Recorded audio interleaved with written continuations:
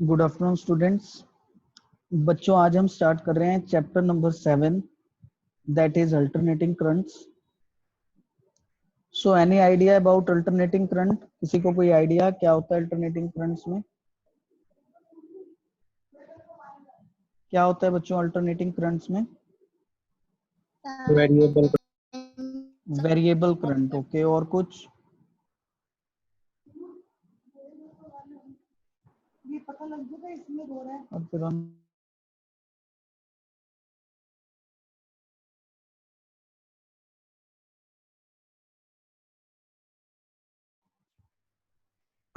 सो बच्चों alternating current क्या है? So first of all it is a current, it is current whose magnitude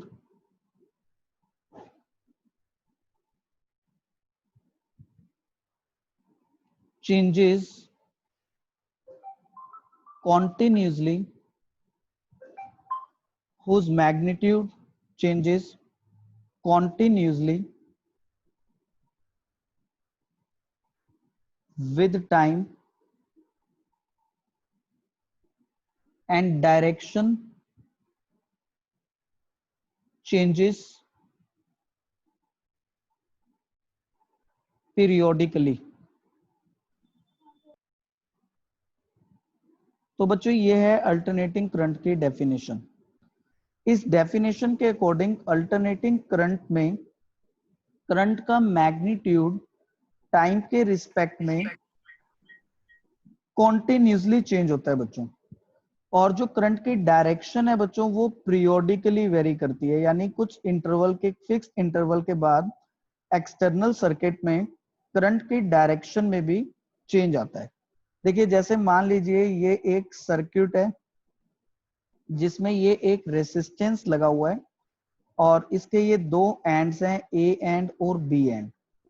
अभी बच्चों हमने इस रेसिस्टर के साथ अल्टरनेटिंग करंट, अल्टरनेटिंग वोल्टेज इसको सप्लाई कर दी, तो ये अल्टरनेटिंग वोल्टेज का साइन है, सिंबल ऑफ एसी,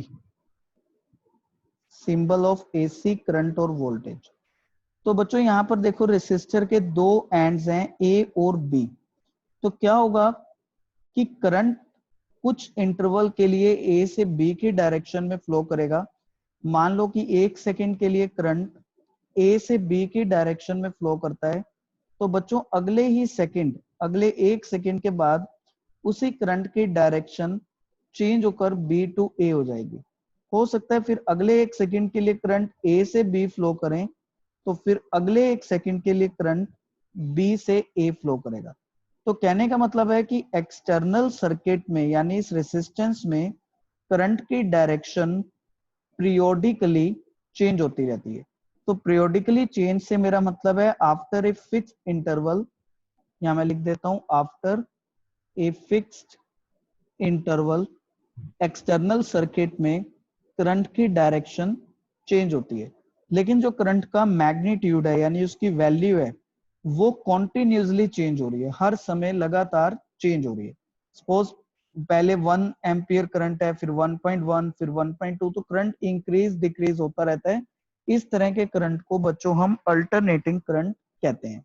तो अगर हम इसको ग्राफिकली रिप्रेजेंट करें, इस तरह से हम ग्राफिकली रिप्रेजेंट कर सकते हैं। देखिए ये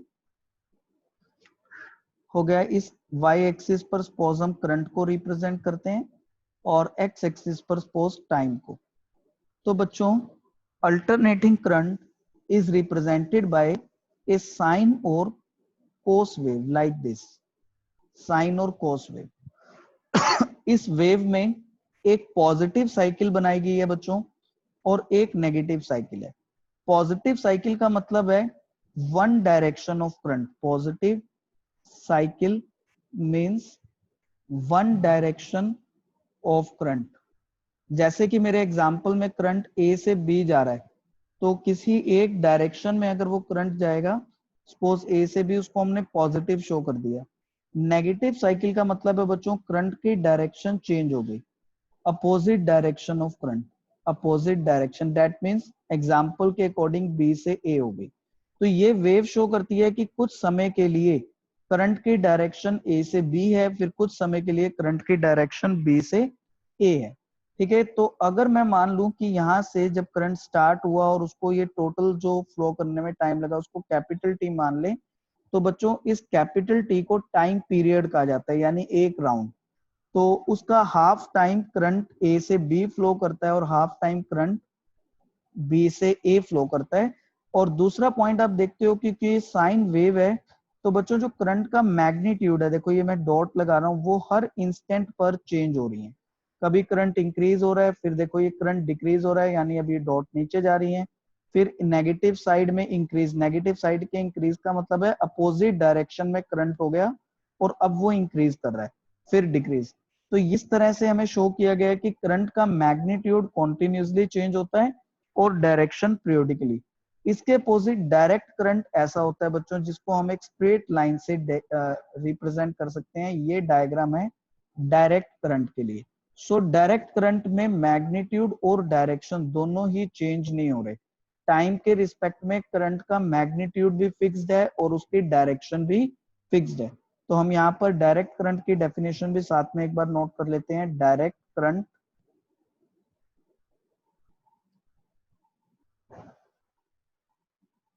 डायरेक्ट करंट के अंदर क्या है बच्चों, both magnitude and direction of current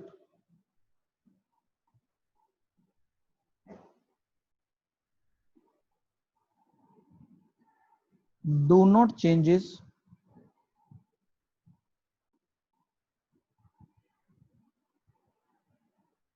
with time. तो ये बच्चों डायरेक्ट करंट का रिप्रेजेंटेशन है। तो इसमें हमने डायग्राम में दोनों को कंपेयर कर लिया। तो एक बार ऊपर फिर डेफिनेशन देख लेते हैं। मैग्नीट्यूड कॉन्टिन्यूसली चेंज होता है और डायरेक्शन पीरियोडिकली। कैसे रिप्रेजेंट किया जाता है, साइन वेव या कोसाइन वेव की फॉर्म में। पॉजिटिव साइकिल का क्या मतलब है और नेगेटिव साइकिल का क्या मतलब है। पॉजिटिव साइकिल मीन्स करंट किसी एक डायरेक्शन में फ्लो कर रहा है और negative cycle means current opposite direction में फ्लो कर रहा है। इसके बाद आता है बच्चों expression for alternating current. Expression for alternating current end voltage. तो बच्चों अभी हमें एक मैथमेटिकल इक्वेशन से इस अल्टरनेटिंग करंट और वोल्टेज को रिप्रेजेंट करना है। तो बच्चों अल्टरनेटिंग करंट का एक्सप्रेशन होता है I is equal to I naught sine omega T.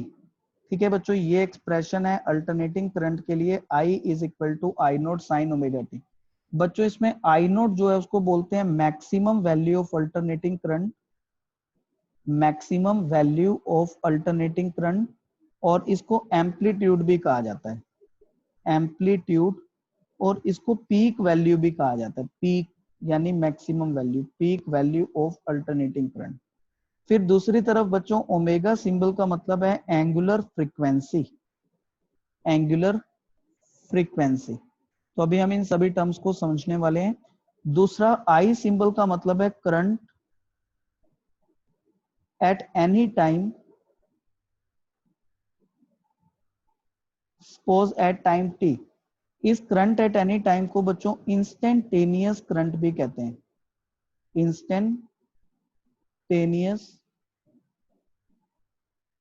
Current भी कहते हैं बच्चों उसको। So I symbol is for instantaneous current. तो बच्चों हमारे पास इक्वेशन है I is equal to I note sine omega T. ठीक है, इसके अंदर आई नोट जो है वो मैक्सिमम वैल्यू है। तो मैं आपको एक बार फिर से वेव डायग्राम से क्लियर कर देता हूँ हर टर्म का मतलब। अभी मैंने आपको बताया कि अल्टरनेटिंग करंट को हम हम साइन वेव से रिप्रेजेंट करते हैं। तो बच्चों ये मैं जो ब्लू कलर से वेव बनाने जा रहा हूँ ये है साइन वेव ऐसे। ठीक है, अभी देखो इस साइन वेव में जो मैक्सिमम वैल्यू है, पीक पॉइंट है, ये देखो ये मैक्सिमम पॉइंट है। इस मैक्सिमम पॉइंट पर जो करंट होगा उसको आई नोट से शो किया गया। इसको पीक करंट या एम्पलीट्यूड या मैक्सिमम करंट कहते हैं। बच्चों दूसरा, करंट हर इंस्टेंट पर चेंज हो रहा है, इसलिए इस आई सिंबल को इंस्टेंटेनियस करंट कहते हैं। और अगर मान लो मुझे 2 सेकंड पे करंट निकालना है तो मैं यहाँ पे स्मॉल टी की वैल्यू 2 सेकंड पुट करूंगा और अपना करंट निकाल सकता हूँ, लेकिन उसके लिए मुझे आई नोट पता होना चाहिए और ओमेगा की वैल्यू पता होनी चाहिए। सो बच्चों ओमेगा को यहाँ पर हम एंगुलर फ्रीक्वेंसी कहते हैं।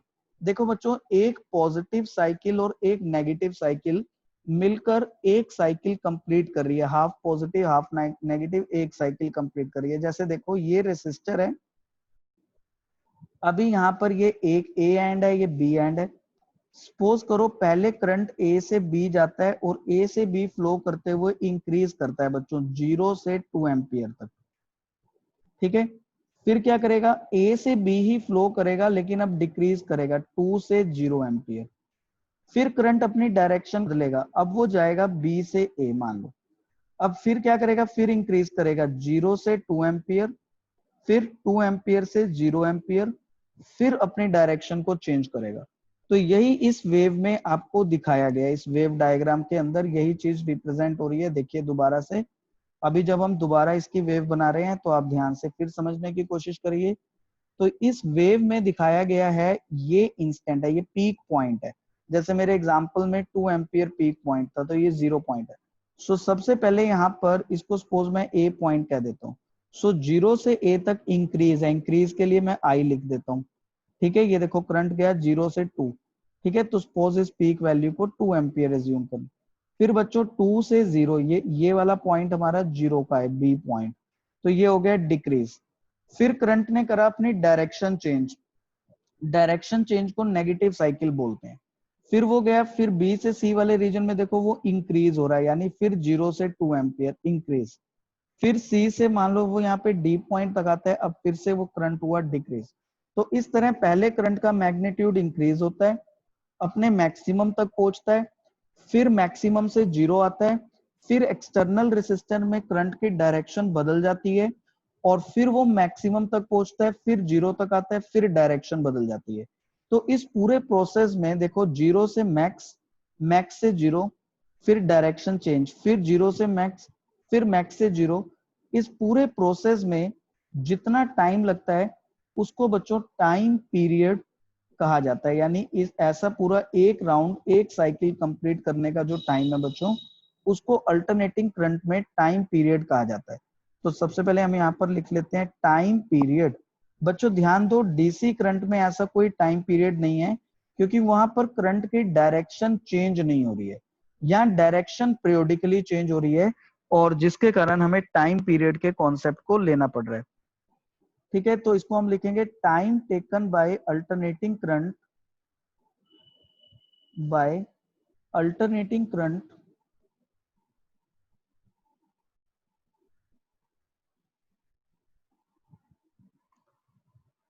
to complete one cycle, to complete one cycle of its variation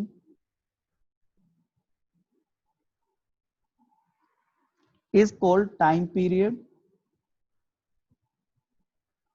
और बच्चों इस टाइम पीरियड को हम कैपिटल टी सिंबल से शो करते हैं, this is called time period, ठीक है बच्चों। टाइम पीरियड कैलकुलेट करने का फॉर्मूला होता है, तो मैं आपको थोड़ा सा इसको एक्सप्लेन करता हूँ। टाइम पीरियड हम कैसे कैलकुलेट कर सकते हैं बच्चों।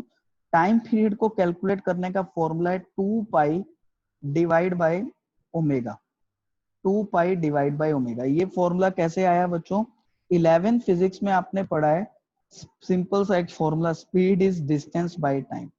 अभी जब इसी को हम किसी रोटेशनल सिस्टम पर अप्लाई करते हैं जहां पर वेरिएशंस हो रही हो और वापस हम उसी ओरिजिनल शेप में आ रहे हो, जैसे करंट 0 से मैक्स गया, मैक्स से 0, डायरेक्शन चेंज 0 से मैक्स, मैक्स से 0, तो वापस अपनी उसी स्टेट में आ गया। तो इस केस में ये एंगुलर जैसा हो गया, लाइक ए रोटेशन। तो बच्चों स्पीड की जगह यहाँ एंगुलर स्पीड हो जाता है, एंगुलर वेलोसिटी, डिस्टेंस की जगह एंगुलर डिस्प्लेसमेंट हो जाता है, बट टाइम के प्लेस पे टी ही रहता है। सो बच्चों एक राउंड कंप्लीट करने में जो एंगुलर डिस्प्लेसमेंट होता है वो होता है 2 पाई, और एक राउंड कंप्लीट करने में जो टाइम कंज्यूम हुआ वो होता है टाइम पीरियड। तो बच्चों यहाँ से टाइम पीरियड का वैल्यू हो जाता है 2 पाई बाय ओमेगा। तो ये फॉर्मूला हमारे कई न्यूमेरिकल्स में ना, सिंपल जो इसके एक्सप्रेशन है उसके ऊपर बेस्ड यूज होगा, आगे एनसीईआरटी में भी क्वेश्चंस आएंगे, वहां भी हम यूज करेंगे। सो मैंने आपको यहाँ पर बताया है इस ओमेगा का यूज, जो एक्सप्रेशन में आपको ओमेगा गिवन होगा उससे आप कैलकुलेट कर सकते हो उसका टाइम पीरियड। दूसरी एक टर्म यहाँ पर है जिसका नाम है बच्चों एम्पलीट्यूड, जो अभी मैंने बताई थी, तो उसको यहाँ पर एक बार नोट कर लेते हैं। एम्पलीट्यूड, एम्पलीट्यूड सिंबल होता है बच्चों ए। यहाँ पर करंट की बात है तो सिंबल आई नोड और पोटेंशियल के लिए वी नोड होता है। तो टाइम पीरियड क्या एम्पलीट्यूड क्या रिप्रेजेंट करता है? It represents the maximum value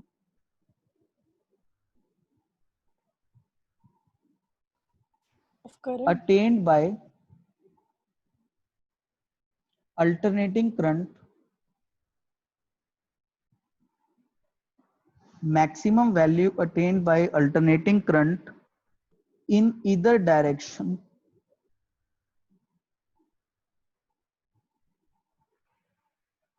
is called amplitude. The maximum value attained by alternating current in either direction is called amplitude. तो बच्चों इसका मतलब क्या है? अभी जैसे आप मेरा एग्जाम्पल यहाँ पर देख रहे हो, मैंने आपको एग्जाम्पल दिया 0 से 2 एम्पियर, 2 एम्पियर से 0, तो मैं कितना मैक्सिमम तक गया? 2 एम्पियर। फिर नेगेटिव साइकिल स्टार्ट हो गई, वहां भी ऐसा हुआ 0 से 2 एम्पियर, 2 से 0, तो मैक्सिमम कितना अचीव हुआ? 2 एम्पियर।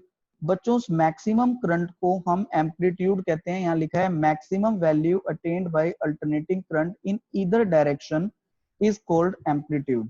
और अगर हम यहाँ पर वेव बना रहे हैं तो उसको अंदर भी हम डायग्रामेटिकली भी एम्पलीट्यूड को शो कर सकते हैं। लाइक देखो बच्चों, ये जो पीक वैल्यू है आपकी, ये आपका एम्पलीट्यूड होता है आई नोट करंट, और इस एक्सिस पर तो करंट है और यहाँ टाइम है, ये साइन वेव है, तो ये पीक करंट या एम्पलीट्यूड करंट बोला जाता है।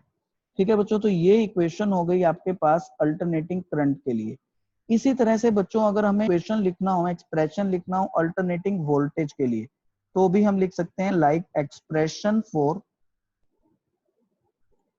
अल्टरनेटिंग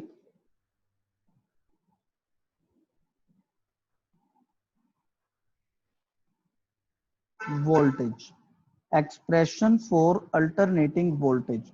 सो बच्चों अल्टरनेटिंग वोल्टेज के लिए एक्सप्रेशन होगा V is equal to V nought sine omega T.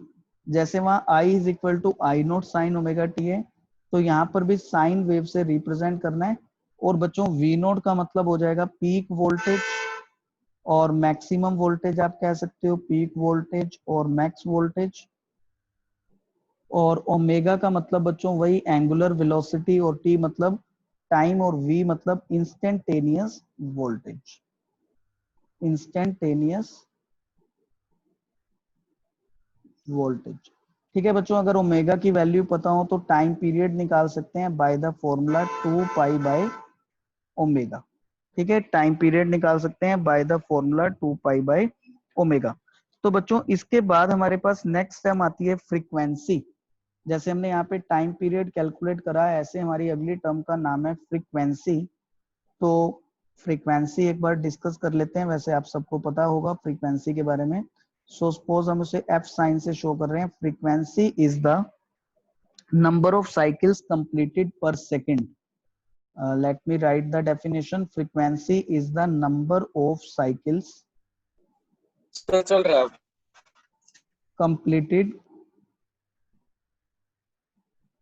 per seconds. ठीक है, सो अगर f हमारे पास फ्रीक्वेंसी है, let f is frequency, so इसका मतलब क्या होगा? f cycles are completed in 1 second. It means f cycles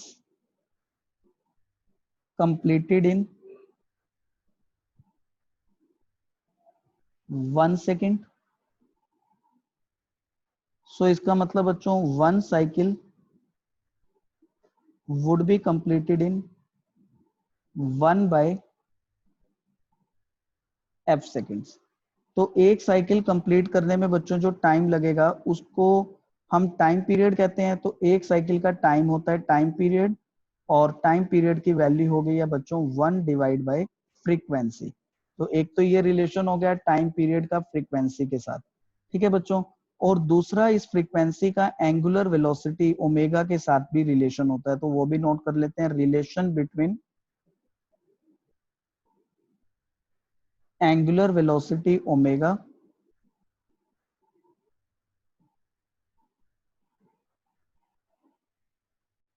and frequency. So relationship between angular velocity omega and frequency.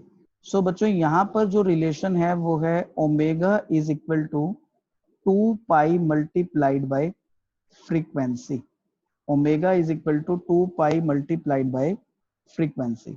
ठीक है बच्चों, तो ये कुछ टर्म्स थी बेसिक टर्म अल्टरनेटिंग करंट से related.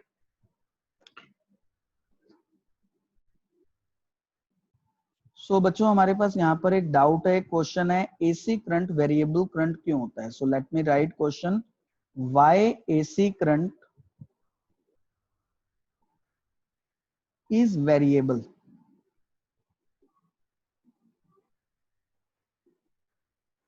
Why AC current is variable current. So बच्चों इसका आंसर लाई करता है इस बात में कि एसी करंट या कोई भी करंट प्रोड्यूस कैसे होता है।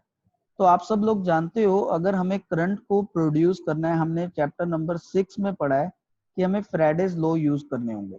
तो बच्चों करंट इलेक्ट्रोमैग्नेटिक इंडक्शन के प्रिंसिपल से प्रोड्यूस होता है। इसके पीछे का बेसिक रीजन हो गया इलेक्ट्रोमैग्नेटिक इंडक्शन। ठीक है। दूसरा एक और मेथड है करंट को प्रोड्यूस करने का, वो है केमिकल रिएक्शन, जो कि सेल के अंदर होती है।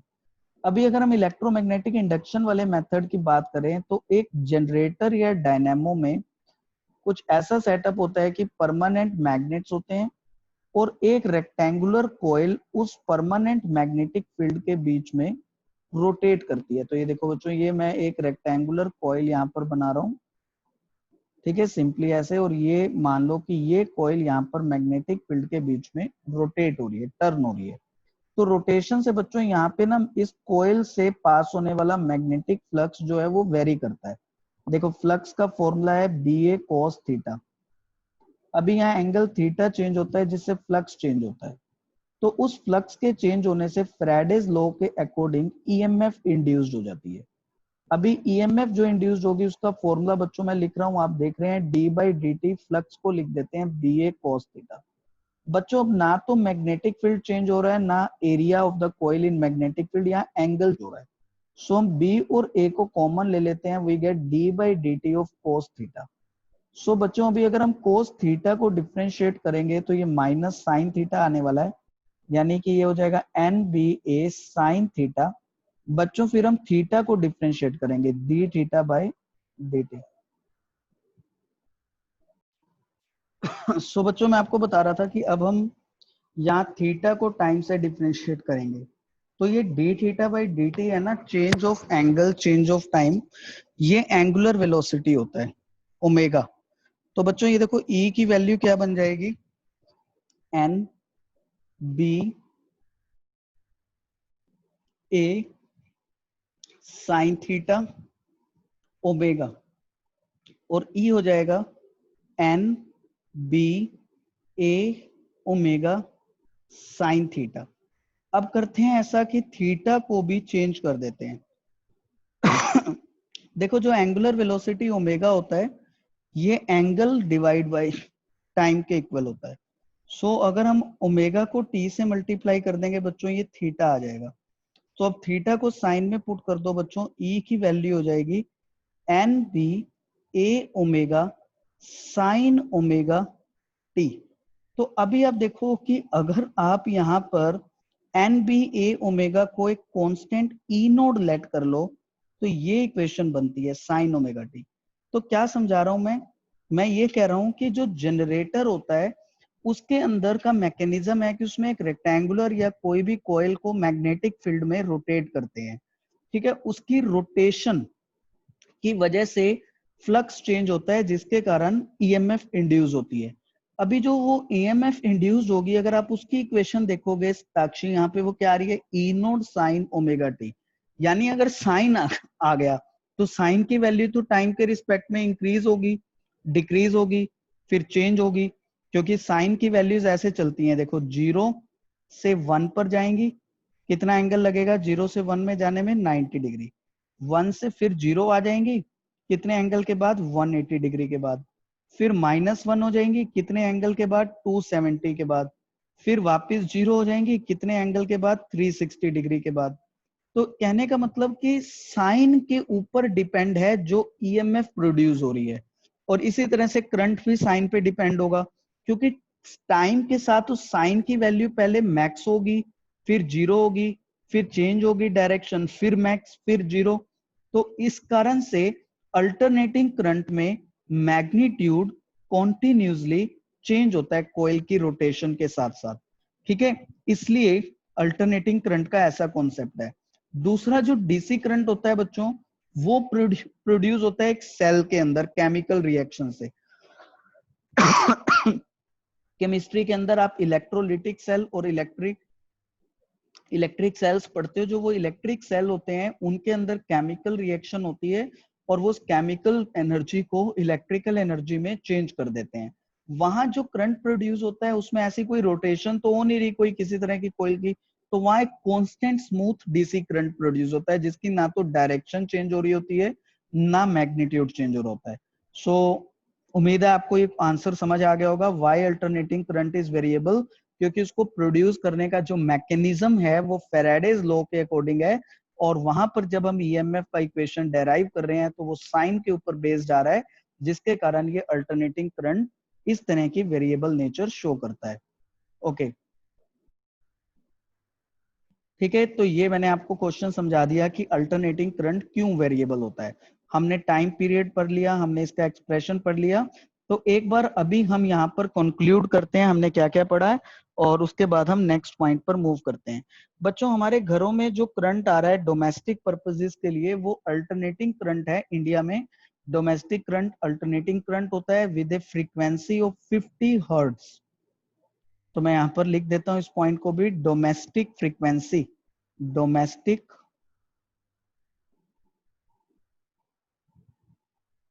डोमेस्टिक सप्लाई फ्रीक्वेंसी, ये बच्चों 50 हर्ट्ज है। Domestic supply frequency 50 hertz. तो इंडिया के अंदर जो हमारे पास डोमेस्टिक हमारे घरों में करंट आ रहा है बच्चों, इलेक्ट्रिक करंट, वो अल्टरनेटिंग है, और 1 सेकंड में उसकी 50 साइकिल्स बन रही है। यानी 1 सेकंड में 50 बार वो करंट जीरो मैक्स हो रहा है, मैक्स से 0 हो रहा है, डायरेक्शन बदल रहा है, फिर 0 से मैक्स, फिर मैक्स से 0। ठीक है, तो उसकी वैल्यू है यहाँ पर 50। तो एक बार यहाँ तक के टॉपिक को कंक्लूड करते हैं और फिर नेक्स्ट पॉइंट स्टार्ट करते हैं, कंक्लूजन। सो क्या क्या कंक्लूड करना है बच्चों, क्या याद रखना है? कंक्लूजन जब भी मैं आपको हर टॉपिक के बाद लिखवाऊंगा तो उसका मतलब है कि उस टॉपिक से आपको उन पॉइंट्स को याद करना है, कैरी फॉरवर्ड करना है अगले टॉपिक के लिए। ठीक है, तो देखिए कंक्लूजन क्या है, equation of the alternating current. First point, equation of the alternating current, equation of alternating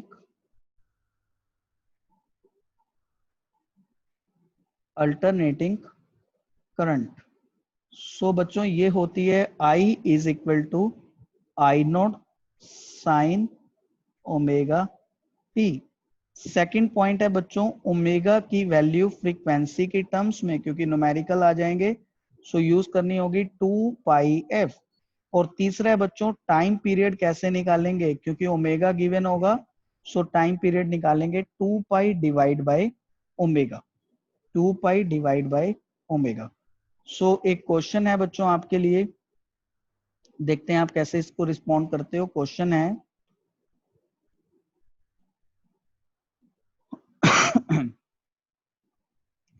time period of alternating current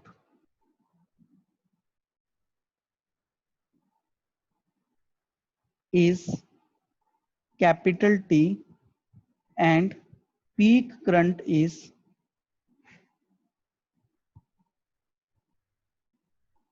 I naught. At what time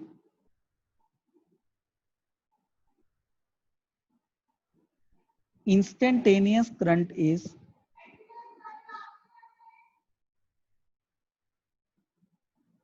eight what time instantaneous current is I naught by 4? तो please try this question बच्चों। देखो, time period of alternating current is capital T and peak current is I naught by 4। So सबसे पहले मैं आपको इसको graphically समझा बच्चों, तो कोशिश करो ग्राफिकली हम इसको समझ पाए। ये ग्राफ हमने बनाया अल्टरनेटिंग करंट का।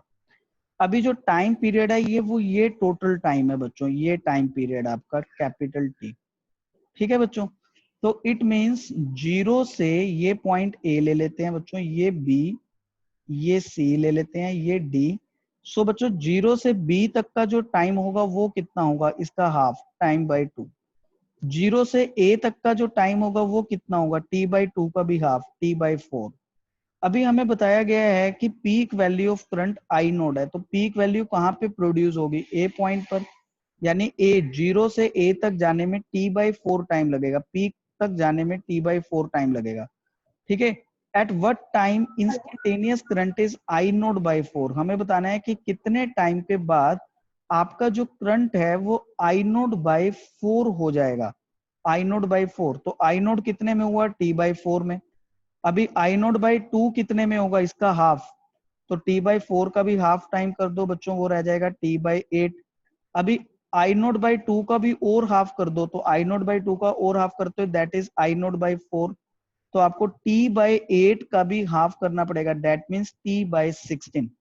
तो ग्राफिकली हमें ये टाइम T बाई 16 मिलेगा। दोबारा समझा देता हूं, देखो जीरो से A तक सबको समझ आ गया होगा, T बाई 4 है और करंट I नोड है, तो I नोड का हाफ करंट करूंगा, टाइम भी हाफ हो जाएगा, I नोड बाई 2, तो वहां पे T बाई 4 का हाफ, T बाई 8।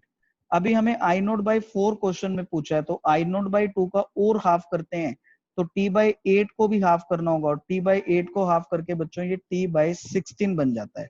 सो मतलब T बाई 16 टाइम पर ऐसा होगा। दूसरा, जैसा कि ईशा ने कहा कि हम इसके लिए इक्वेशन यूज कर सकते हैं, right, we can use equation. I is equal to I naught sine omega T होता है। करंट कितना आना चाहिए, I नोट की I की वैल्यू है I naught by 4। Peak current कितना है, I नोट। ओमेगा की वैल्यू क्या लिखें, ओमेगा तो कुछ गिवन नहीं है, टाइम पीरियड गिवन है। तो अभी बताया था टाइम पीरियड होता है 2 पाई बाय ओमेगा। सो बच्चों ओमेगा हो जाएगा 2 पाई बाय टाइम पीरियड, और यहाँ पे आ गया ये स्मॉल t। ठीक है, तो अभी हमें यहाँ पे ये स्मॉल t की वैल्यू कैलकुलेट करनी है, इसको कैंसिल कर देते हैं बच्चों हम। सो हमारे पास आ गया 1/4 is equal to sine 2 pi small t by capital T। ठीक है बच्चों, ये बन गया 2 pi small t by capital T। Sine को लेफ्ट हैंड साइड ले जाएंगे बच्चों, ये बन जाएगा sine inverse 1/4 is equal to 2 pi small t by capital T। ठीक है बच्चों, अभी हमें यहाँ स्मॉल t टाइम निकालना है, so capital T divide by 2 pi sine inverse 1/4 is equal to small t। लेकिन अब यहां से सोल्व और करने के लिए बच्चों हमें साइन इनवर्स 1/4 का वैल्यू पता होना चाहिए। नहीं पता है तो यहीं तक छोड़ देंगे, बट ग्राफिकली हमने ये फाइंड आउट कर लिया कि ये टाइम t बाई 16 आने वाला है। ठीक है बच्चों, साइन इनवर्स 1/4 को हम सॉल्व करके यहाँ पर इसको कैलकुलेट कर सकते हैं। साइन इनवर्स 1/4 आएगा लगभग पाई बाई 8, और ये आंसर आपका हो जाएगा t बाई 16। ठीक है, तो इस तरह से इस इक्वेशन का हम यूज कर सकते हैं। Now any doubt of this, यहां तक बच्चों कोई डाउट? ग्राफ वाला दोबारा बताना। ग्राफ से दोबारा बता देता हूं हमने कैसे कैलकुलेट किया। Let again see from the graph. बच्चों ये देखो, सबसे पहले आपको ग्राफ को समझना बहुत जरूरी है, उससे काफी क्वेश्चंस आप कर सकोगे। सो देखो, ये करंट है, ये टाइम की इक्वेशन है। अभी बच्चों करंट और टाइम में देखो हम इसको डिवाइड करते हैं, ये 0 पॉइंट है, 0 A B C और D, ये डिवाइड कर दिया मैंने इसको। अब ये 0 से D तक टोटल एक साइकिल का जो टाइम है बच्चों वो तो हो गया T। तो 0 से B तो हाफ साइकिल है बच्चों, तो उसका टाइम कितना होगा, उसका हो गया t/2। ठीक है बच्चों, फिर 0 से a तो 0 से b का भी हाफ है, तो वो कितना टाइम होगा, t/4। अब इस t/4 का भी हाफ कर दें तो वो कितना होगा बच्चों, t/8। t/8 का भी हाफ कर दें कितना आएगा, t/16। अब काउंट करते हैं बच्चों, देखो 0 से a हम कितने टाइम में पहुंचे, t/4 टाइम में पहुंचे। तो 0 से a में हम t/4 टाइम में पहुंचे, यानी t/4 टाइम में हमारा करंट आई नोड तक पहुंचता है। तो मैं यहां लिख सकता हूं आई नोड करंट है t/4 टाइम पे, 1 करंट होगा t/4 आई नोड पर, और आई नोड बाई 4 होगा कितने पर, t/4 I node multiplied I node by 4 पर। आई नोड से आई नोड कैंसिल, कितना आया ये, t/16। तो t/16 टाइम पर हमारा जो करंट है वो आई नोड बाई 4 तक पहुंचेगा। ठीक है, कोई डाउट यहां Yes. तक? No, चलो sir. अभी नेक्स्ट हेडिंग है बच्चों, next point is average value of AC over 1 complete cycle. Average value of AC current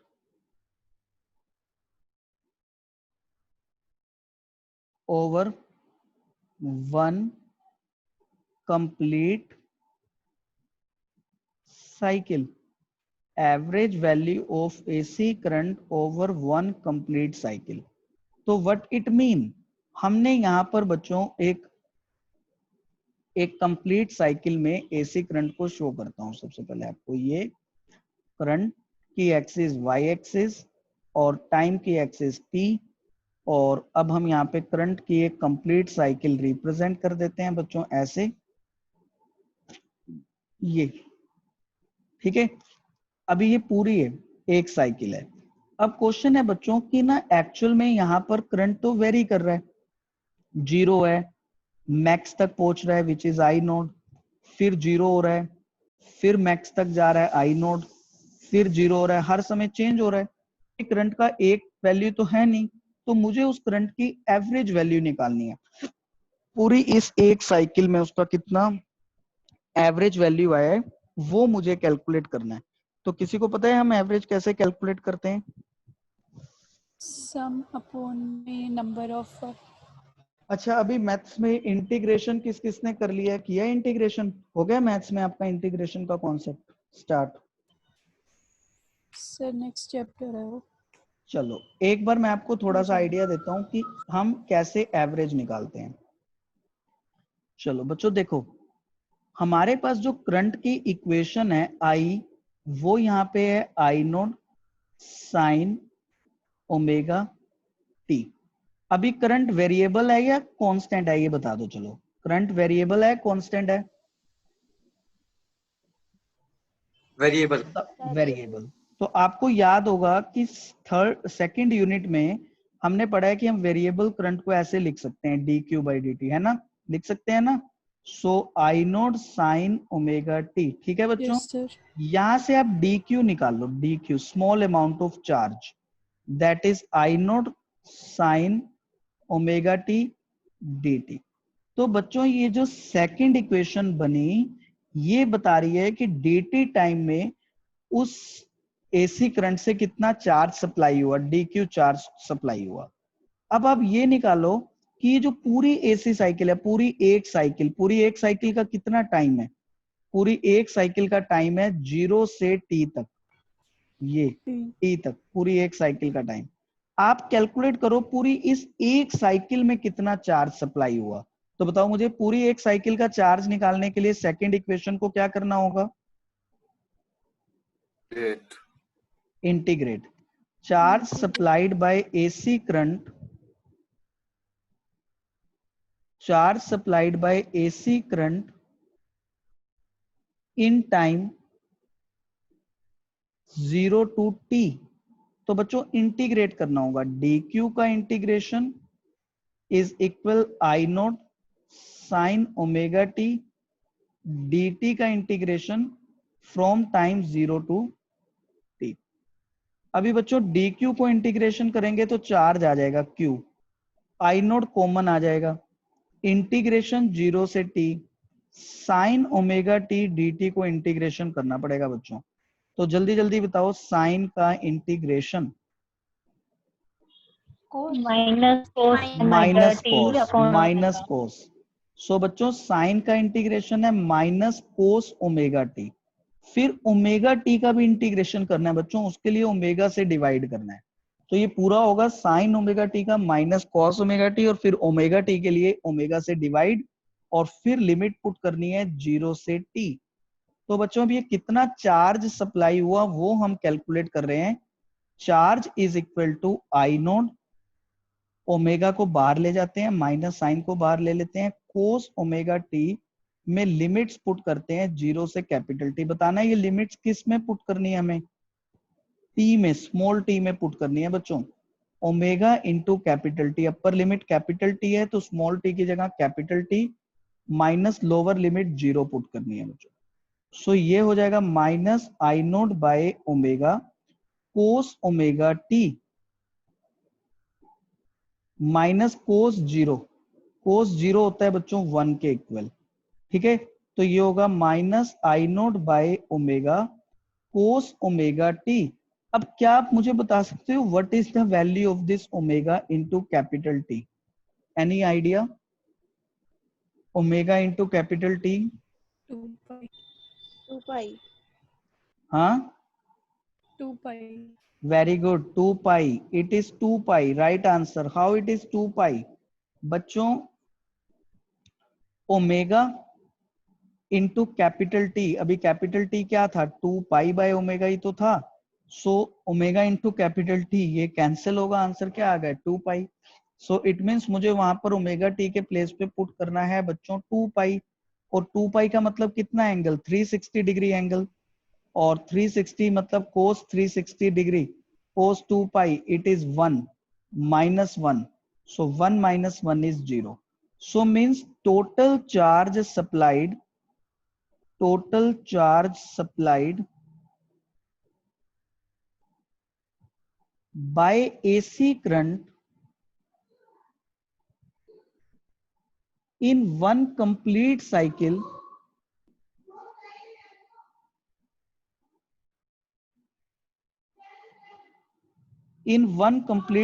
is 0. Total charge supplied by AC current in one complete cycle is 0. It means average value of the current in one complete cycle is 0। क्योंकि बच्चों current क्या होगा averagely, average current तो वही होगा कि आपने कितना एवरेज चार्ज सप्लाई किया डिवाइड बाय कितना टाइम लगा। तो हमने तो पूरी एक साइकिल में टोटल एवरेज 0 चार्ज सप्लाई किया, इसलिए एवरेज करंट 0 हो गया। So what is the average current of AC over one cycle? It is 0 बच्चों। दूसरा बच्चों आप इसको डायरेक्ट भी समझ सकते थे, ठीक है, वैसे ही हमने प्रूव कर लिया, हम डायरेक्ट भी समझ सकते हैं। देखो एक पॉजिटिव साइकिल है, दूसरी नेगेटिव है, पॉजिटिव वैल्यूज और नेगेटिव वैल्यूज का एवरेज निकालोगे तो एवरेज में आपको ऐड करना होगा, पॉजिटिव वैल्यूज नेगेटिव वैल्यूज के साथ ऐड अप होके कैंसिल हो जाएंगी बच्चों। Average current over one complete cycle हमारे पास 0 आएगा, ठीक है। कोई डाउट यहां तक?